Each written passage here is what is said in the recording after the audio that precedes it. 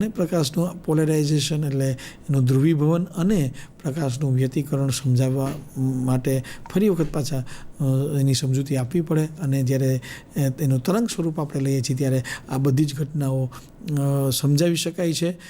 એટલે એવું કહી શકાય કે ન્યૂટનનો કણવાદ જે છે એ વ્યતિકરણની ઘટના સમજાવવા માટે નિષ્ફળ ગયો અને માટે હાઇગેન્સે જે તરંગવાદ આપ્યો એના મદદથી પ્રકાશની જુદી જુદી ઘટનાઓ સમજાવી શકવા માટે સક્ષમ ગયા.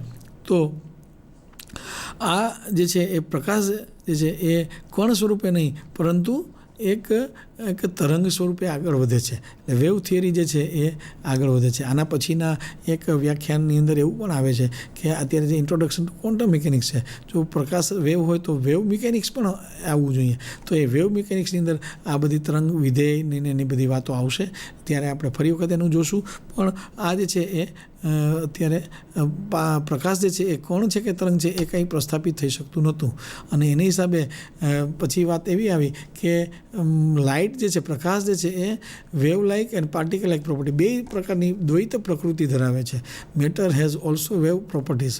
પાર્ટિકલ પણ છે અને કણ પણ છે. એને બે રીતનો બે પ્રકારનો સ્વભાવ જે છે એ પ્રદર્શિત કરે છે. પરંતુ આ જગ્યાએ એક વસ્તુ નક્કી છે કે જ્યારે પ્રકાશ જે છે એ કણ સ્વરૂપે હોય છે અથવા તો કણ સ્વરૂપે સ્વીકારીને આપણે જે મેથેમેટિક્સ એનું સોલ્યુશન શોધવા માટેનો પ્રયત્ન કરીએ ત્યારે કણ તરંગ એનું ભૂલી જવું જોઈએ. અને કણ તરંગ જ્યારે કણ સ્વરૂપ આપણે માનતા હોઈએ ત્યારે જે ગણિત આપણે લઈએ તો તેનું તરંગ સ્વરૂપ જે છે એ ભૂલી જવું જોઈએ. એક જ પ્રકારની એની પ્રકૃતિ લઈ અને જો કોયડાનો ઉકેલ કરવામાં આવે તો આપણને એનો ઉકેલ અવશ્ય મળે છે. Matter behaving as a wave was the first ડેમોન્સ્ટ્રેટેડ experimentally. હવે જ્યારે દ્રવ્ય જે છે, ઇલેક્ટ્રોન જે છે એ દ્રવ્ય છે, તો એ દ્રવ્ય જે છે કોઈક સંજોગોમાં જ્યારે તરંગ સ્વરૂપે વર્તે છે તો એનું જે પ્રાયોગિક સમર્થન પણ મળવું જોઈએ. તો એ પ્રાયોગિક સમર્થન જે છે એ પણ એને ઇલેક્ટ્રોનનું વિવર્તનની જે એ પેલી ઘટના આપણે જોવા એનો અભ્યાસ થયો ત્યારે જોવા મળ્યું કે નહીં, ઇલેક્ટ્રોન જે છે એને એ તરંગ સ્વરૂપ પણ ધરાવે છે.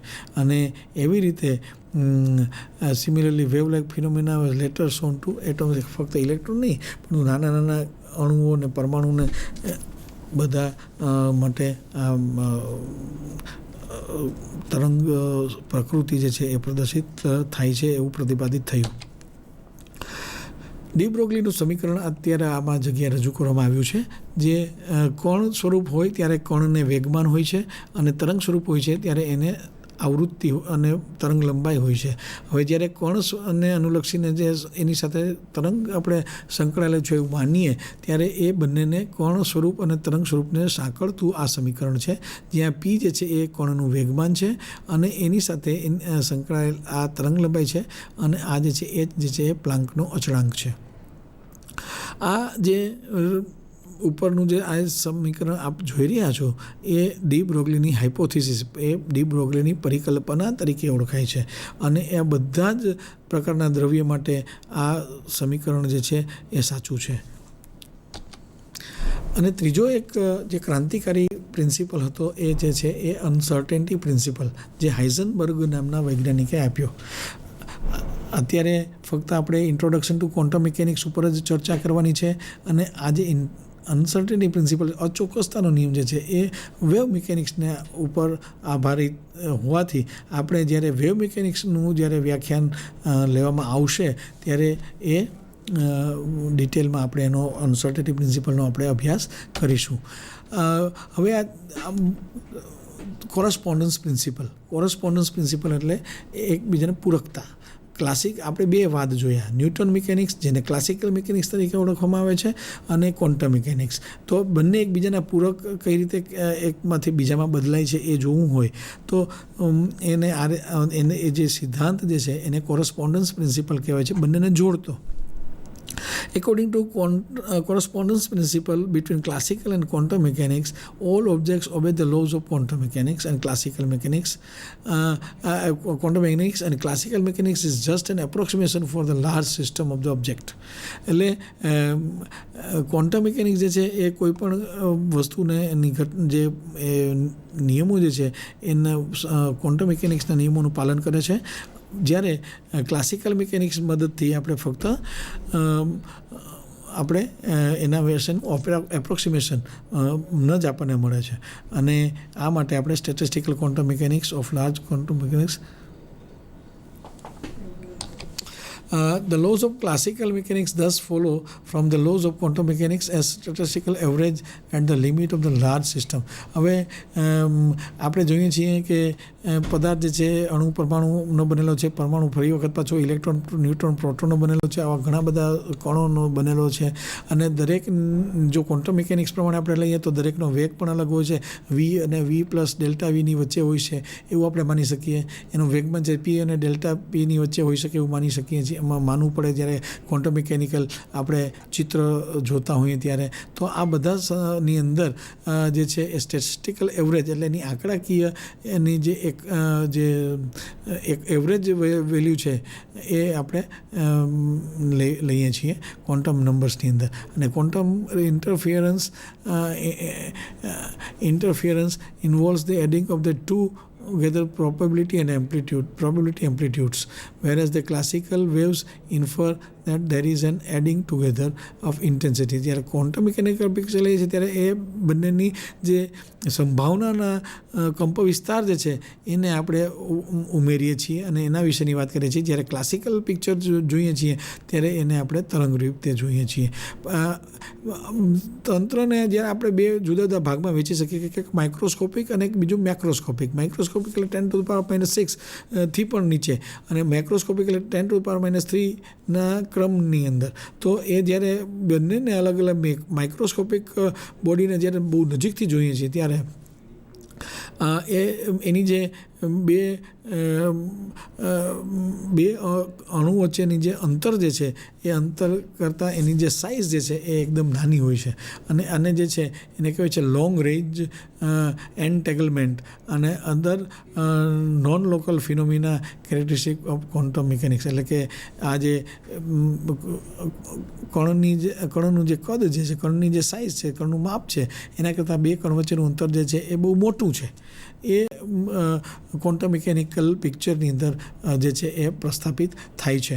એટલે આની અંદર જે જોઈએ તો ક્વોન્ટમ મિકેનિક્સ ક્વોન્ટમ કોહેરન્સ એની જે સંવાદિતા જે છે એ ટિપિકલી એવિડન્ટ એન્ડ મેક્રોસ્કોપિક સ્કેલ અને એકદમ નાનું તંત્ર આપણે બહુ બારીકાઈથી બહુ નજીકથી જ્યારે જોઈએ છીએ ત્યારે આપણને ક્વોન્ટમ મિકેનિકલ પિક્ચર બતાવવામાં મળે છે. અને ખાસ કરીને જ્યારે એકદમ નીચું તાપમાન લઈ જઈએ છીએ ત્યારે એકબીજા કણ જે છે એકબીજાની એકદમ નજીક આવી જાય છે.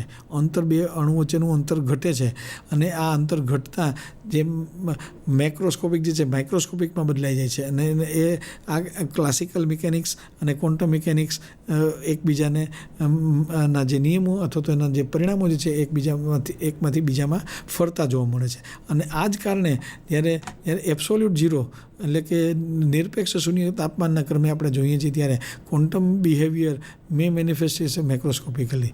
એટલે ત્યારે એ ક્વોન્ટમ કોઈ પણ સૂક્ષ્મ રીતે જ્યારે આપણે નજીક એબ્સોલ્યુટ ઝીરો ટેમ્પરેચરે -273°C તાપમાને કોઈ પણ તંત્રનો આપણે અભ્યાસ કરીએ ત્યારે એનું જે ક્વોન્ટમ મિકેનિકલ બિહેવિયર જે છે એ મેક્રોસ્કોપિકલી જોવા મળે છે. અને many macroscopic properties of the classical mechanics are direct consequence of the quantum behaviour of its parts. દાખલા તરીકે આપણે લઈએ તો સ્ટેબિલિટી ઓફ બલ્ક મેટર. જ્યારે જુદી એક જથ્થામાં રહેલું જો દ્રવ્ય જે છે એ ઘણા બધા પરમાણુનું બનેલું હોય છે અને એને જો કોઈ પણ ઇલેક્ટ્રિક ફોર્સ બહારથી બાહ્ય વીજ ક્ષેત્ર ઊંચા બાહ્ય વીજ ક્ષેત્રમાં લઈએ તો એ એકદમ પડી ભાંગે છે. અને rigidity of the solid and the mechanical thermal chemical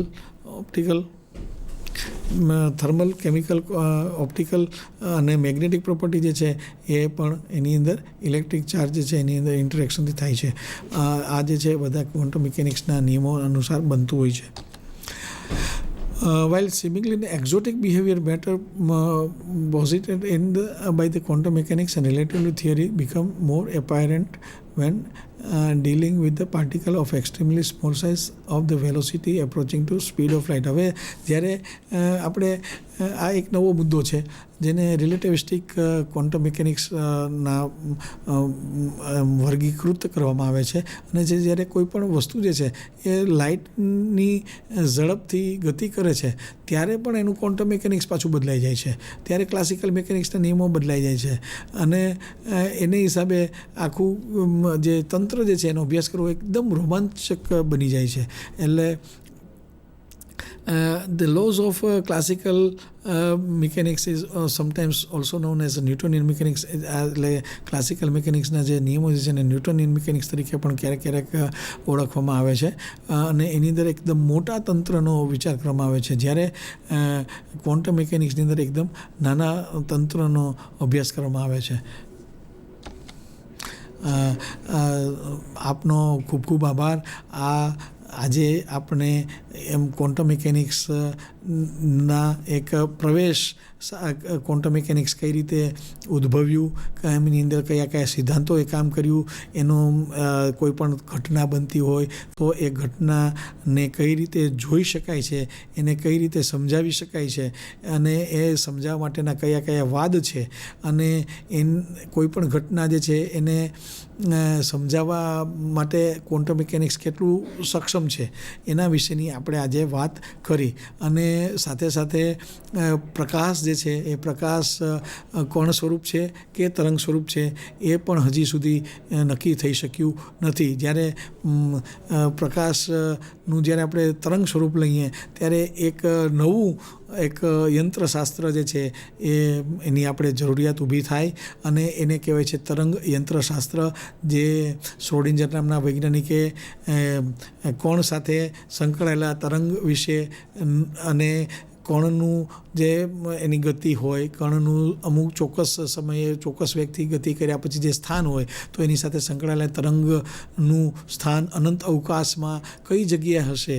તરંગનું કણનું વેગમાન તો આપણે કદાચ પ્રયોગશાળાની અંદર નજર સમક્ષ આપણે ગણી શકીએ, પરંતુ કણ સાથે સંકળાયેલા તરંગનું વેગમાન, એનું સ્થાન કઈ જગ્યાએ હશે એ આપણે શોધી શકતા નથી, કારણ કે અનંત અવકાશની અંદર તરંગના પરાવર્તનની સંભાવના એકદમ નહિવત છે.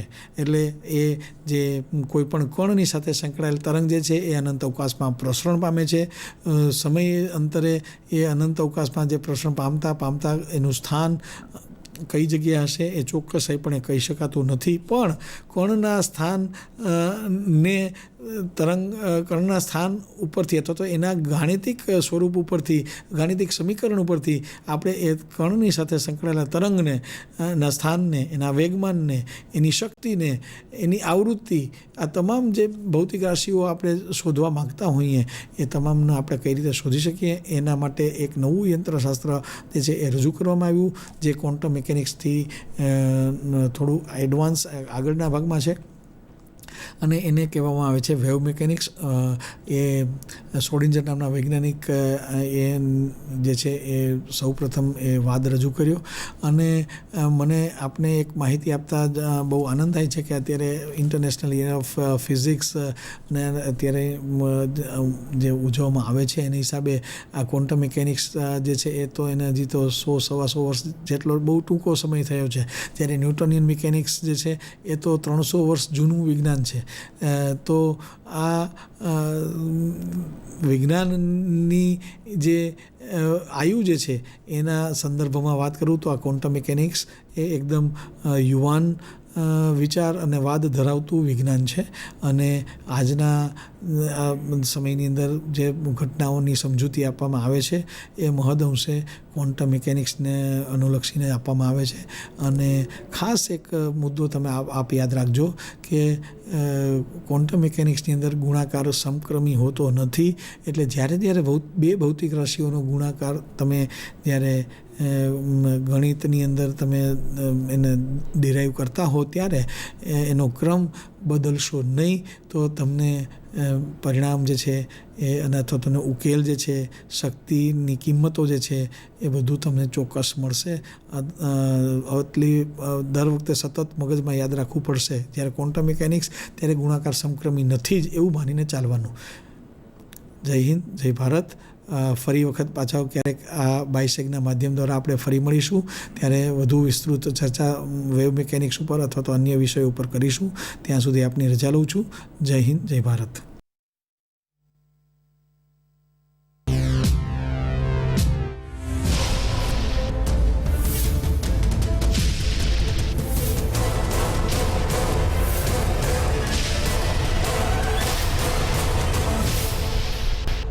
Sandhan, All Gujarat Integrated Classroom. સેટેલાઇટના માધ્યમથી જોડતી કડી એટલે સંધાન.